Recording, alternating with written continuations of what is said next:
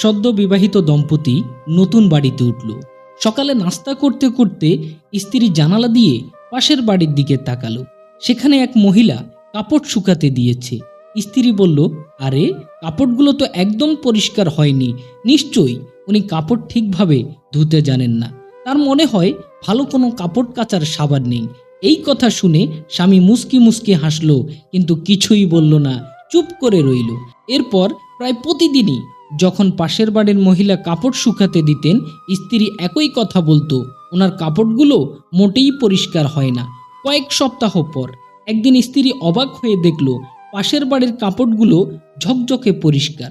অবাক হয়ে সে স্বামীকে বলল, দেখো, অবশেষে উনি ভালোভাবে কাপড় ধোয়া শিখে গেছেন। কেউ হয়তো তাকে ভালো করে কাপড় ধোয়া শিখিয়েছে।